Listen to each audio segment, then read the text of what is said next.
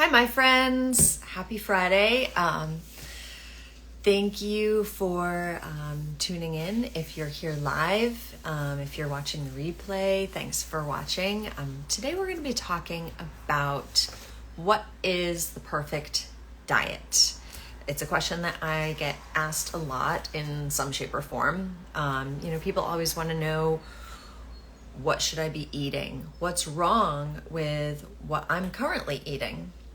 So I'm going to be delving into those questions and kind of, short preview. Hi. There really is no perfect diet, and I'm going to be explaining why, but I'm also going to give you some kind of guidelines that you could follow to help you make some decisions about the way that you should be eating, and maybe even making some choices about maybe changes that you should be making or that you'd want to make in the way that you've been eating. So before I go further, just want to give you a quick intro if you're new here. My name is Jen Costanza. Hi Salty Runner. I am an integrative nutrition health coach, and I work with driven women who are feeling stressed out, burnt out, and are ready to take back their health. We work on boosting energy, getting fit, and losing weight, and helping them really figure out what they want in life. So that said, one of the things that I always work with clients on is nutrition and diet. It's actually usually the first thing that we focus on, just getting clear on, getting your diet cleaned up, because it can impact not only how you feel physically, but also how you feel mentally and emotionally. It's so important in so many ways. So I recently wrote a blog post on this topic of, what is the perfect diet? And if you want to read that, there's actually a link to my blog right in the profile of my Instagram account. So definitely go check that out if you'd like to read. But basically, I'm going to be going over a number of the points that I made in that blog post that I think are just the really most important things to think about when it comes to diet. Another thing that I want to mention is that if you are confused about what you should be eating, then I think that's totally normal. There's just so much information out there, and you're kind of getting it thrown at you in so many different directions, or from so many different directions, right? You have, a plethora of different diets like paleo, keto, Whole30, vegan, plant-based, some of them, commercially branded diets like, Weight Watchers. You've got, companies selling meal replacement shakes. There's just so much information coming at you from so many different directions, and it's easy to get confused. But I actually think that when it comes down to it, figuring out what to eat is a lot less complicated than we make it out to be. Or at least it can be a lot less complicated than we make it out to be. So the first thing that I am going to advise you to do is leave all of those labels behind. The paleo, the keto, and even vegan and plant-based, which of course I always, me, I share a lot of plant-based recipes here on this platform. And even I have changed kind of my perspective on nutrition through doing a lot of research over the past few years. So that, previously I really thought that a whole food plant-based diet was the only way to go. I have a lot more open mind about that now. But I do continue to share plant-based recipes, because I find that most people, want to be eating more vegetables or more plant-based meals just in general. And so I try to fulfill that need there. But overall, point being, I want you to try to leave the labels of diets behind and focus more on, paying attention to your body and what kind of foods are giving you the nourishment that you need and making you feel good inside and out. And I'll get into a little bit more of that. How do we pay attention to our body in a moment? But one last thing I want to say about branded diets like keto and paleo and Weight Watchers and isogenics and all of this, that almost all of them, people will have success in the beginning, especially if the goal is to lose weight. But also almost all of them, most people are not able to sustain over time. And, my goal in helping you with your diet and with your nutrition and in helping my clients is to find something that's really sustainable, that you don't have to always be thinking about. Maybe you're thinking about it a lot at first as you're making changes, but that eventually you're not thinking about all the time, and where it becomes just, this is how I live my life.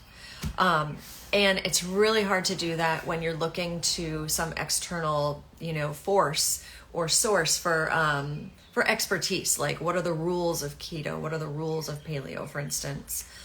So first of all, try to set aside all of those labels. Second is, when it comes to, like I said, paying attention to your body, what does that mean? Well, a couple of things. A lot of us have, a lot of people, hello, the Town Wellbeing, thanks for joining. A lot of us have maybe food sensitivities that we're not really aware of. And actually, personally, I did an elimination diet about a little bit over a year ago. And it's something that can be really helpful for identifying foods that are giving you problems. For instance, just to give one example, they say that about 70% of people really can't handle dairy. Not that you're necessarily lactose intolerant, but that you can't handle dairy in some other way and that it causes problems. For me, it causes skin problems. So I have learned to try to avoid dairy, and I learned that through basically eliminating it and then adding it back in and seeing what it did to me, seeing how it felt. So I really want to urge you to, trust your body, trust your, the biggest power that you have when it comes to your health and, your diet is the power of observation, of seeing, eating a meal and seeing how do you feel. A lot of my clients, once they've been, eating clean and then they, suddenly have a meal that's really heavy, or fast food or something like that, they usually tell me about it and they're like, wow, I felt like crap. I'm really starting to notice how food is impacting how I feel in my body and in your mind too. So that would be my second piece of advice to you when it comes to, crafting your perfect diet. Focus on how food is making you feel. Third tip, eating whole foods, or in other words, eating foods as close to the source as possible. So by that, I mean, when you look at a food, let's say like an apple, that it's an apple, right? There's no, where it came from. It came off of an apple tree, right? But a lot of foods, and I'm putting that in quotation marks, I will say like, food products. You go into the grocery store and in the middle of the store, you have all the aisles and things are in boxes and bags. A lot of those food products, it's hard to tell where they came from. You're getting foods that are not so close to the source, right? I look at an apple, an orange, vegetables, even meat and even some cheeses. We know where it came from. So that's what I'm talking about when eating foods as close to the source as possible. And, kind of going along with that, next step, loading up on plants. It doesn't mean that you need to all of a sudden be vegan or follow a strict plant-based diet, but even if you look at most of those, labeled named diets out there that I mentioned earlier, almost all of them have this one thing in common, is that they want you to eat more vegetables, right? So this is kind of like a general rule, and the chances are that you already knew that anyways, right? You didn't need me to tell you to eat lots of vegetables. You know it. The hard part is actually doing it. So, my second, or this is 4 tips. I've got a list here for you. that I'm following to make sure I cover everything. My fourth tip is, to load up on plants. Eat as many, make vegetables a centerpiece of your meals. You want to get in fruit every day. Lots of different colors of vegetables, lots of different colors of fruits if possible. You'll want to have, leafy greens every day if possible. You'll want to have, if you're having grains, you want to have whole grains, legumes. That means, beans and lentils, nuts, seeds. These are all really high fiber foods that have a lot of nutrients packed into them, and they're foods that our body needs. Hi, Girls on Boards Co. So next tip is you're going to be eating a lot of plants, right? But don't forget protein. We need protein for so many reasons. It's the building blocks of our cells and of our muscles. And having protein and fat is the next thing I'm going to mention, is also what can help, in many cases, sustain your appetite and, keep your blood sugar level. So you want to be getting protein. Hey, Rob, what kind of protein should you be looking for? I would say, generally speaking, high quality proteins. If you are vegan or vegetarian, you're going to want to be making sure that you're getting enough protein, from sources like beans and legumes, lentils, nuts, seeds. Hi. If you eat animal products, animal foods, fish, wild caught seafood, pasture raised chicken, occasional grass fed beef, those are all really good high quality forms of protein for you.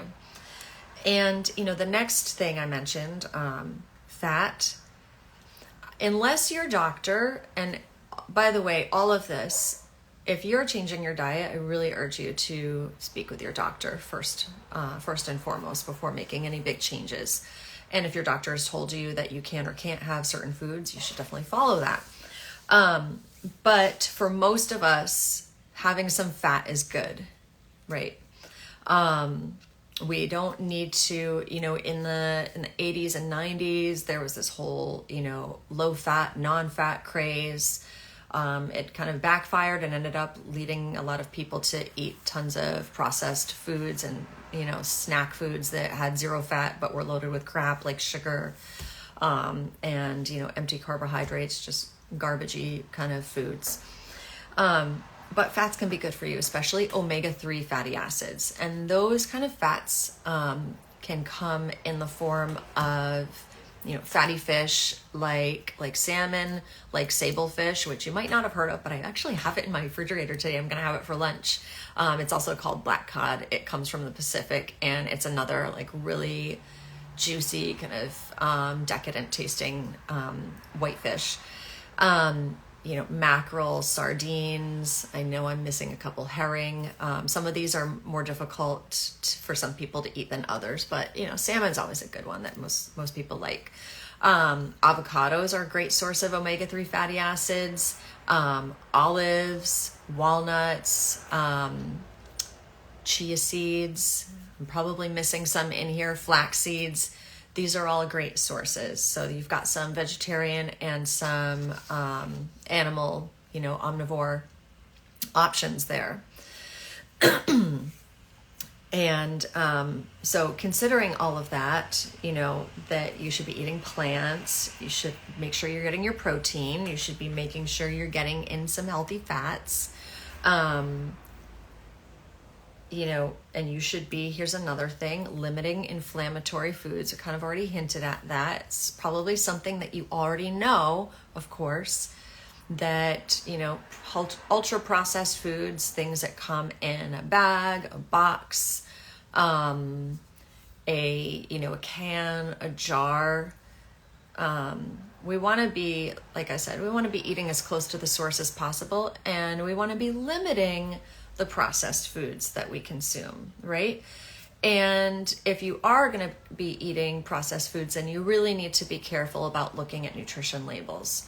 And, kind of a general rule of thumb is can you recognize the foods on the nutrition label? If you can, if it's like apple, garlic, if it's like really clear foods where you know what it is, then, that's a much better choice of a food than ones that have loads of terms, words that you just don't recognize and you really can't picture what that food looks like in your mind. So you want to be limiting processed foods. You want to be limiting sugar, which, we all love sugar. We crave it. So it can be difficult, but you want to, as much as possible, limit sugar and artificial sweeteners. They're really not that much better. And you want to be limiting alcohol. And trust me, I love wine. I'm going to a winery later this month to see a concert, and I'm super excited about it. But I also know that alcohol messes with our digestive system. And for most people, probably the number one concern that people have is how it affects your weight. And it's really hard to lose weight while you're drinking. So limiting alcohol, limiting processed foods, limiting sugar. Those are what I would call inflammatory foods. Another thing, focus more on quality than quantity. And I know that there are people that completely disagree with me on this point, but I really believe that I believe that counting calories and even counting macros, and by that I mean counting carbs, counting grams of protein, counting grams of fat, I think that it does more harm than good for most people, and it can lead to kind of an unhealthy relationship with food and diet. And so I don't personally I wouldn't encourage you to do that. I wouldn't encourage any of my clients, my coaching clients, to be, keeping records of their calorie counts. Now, at the same time, quantity of food, of course, it's important. We don't want to be overeating because, for obvious reasons. But, so if you find that, you're eating all the right things, instead of counting, you might want to just look at, say, am I overeating some things? And it's usually in the area of like nut butters and nuts, right? And avocados, that sort of thing that we all love and that are good for us, but that are good in small quantities. So, but overall, focus on getting really quality foods into your diet rather than counting everything up.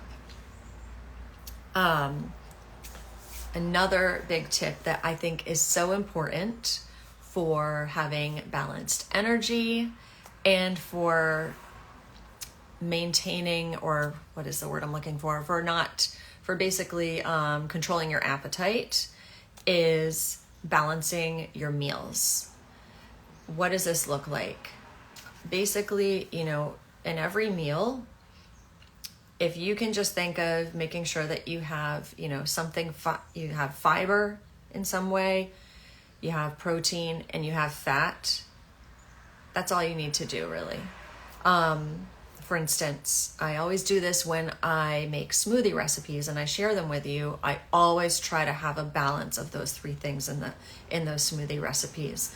I find that, for me and for a lot of my coaching clients, smoothies are really easy, kind of go-to breakfast item in the morning. They're super easy to make, but a lot of the smoothie recipes out there, and especially the types of smoothies that you might get in a smoothie bar, they're really high in sugar and they're very low in fat and fiber and especially in protein.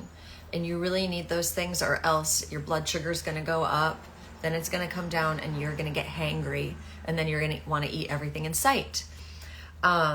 So, whatever foods you are eating, try to balance them out. So let's say that you're going to have, you want to have a snack in the afternoon and you're grabbing a piece of fruit. Awesome. It's a high quality food. It's got nutrients that your body needs in it. You know what it is because, you're holding, let's say it's like a banana, you're holding a banana in your hand. Of course, you know where it came from. It doesn't need a label, right? What's even better than that banana alone, though, is banana with, a big scoop of almond butter, right? So think about it like that. It doesn't have to be complicated. So all of that said, all of those tips I just gave you, give yourself a break sometimes, right? There is, just like there is no perfect diet, something that I personally have been trying to move myself away from, mentally over the past few years is perfectionism in all areas of my life. And I find that, and tell me if this is something that resonates with you, but women, I think it's like we're socialized to try to be perfect in so many different ways, and it's exhausting. And when we try to do that with our diet, it leads us, or, it leads us down a bad path, right? And it leads us to, when we're trying to be perfect all of the time, it becomes easier to just give up eventually because we're not doing it the right way. So my advice in this sense is, I talk with my clients about something called the 80-20 rule, or sometimes they call it the 90-10 rule, but it's essentially the same thing. Most of the time, 90% of the time, you're doing what you can to eat whole foods, eat lots of plants, eat lots of vegetables, eat your protein, eat balanced meals, right? Avoiding alcohol, avoiding inflammatory foods. But give yourself a break. Allow yourself the space to be able to enjoy foods that might not fit on that healthy list, but that you really love and that nourish your soul. For instance, I grew up with Sunday pasta dinners with my grandmother. I really love pasta. I'm part Italian. So sometimes I just really want pasta. And oftentimes I'll save it for when I'm going out to dinner at, one of my favorite restaurants, and I'll order whatever the heck I want. We just had 4th of July weekend here in the United States, and I'm sure a lot of you went to cookouts.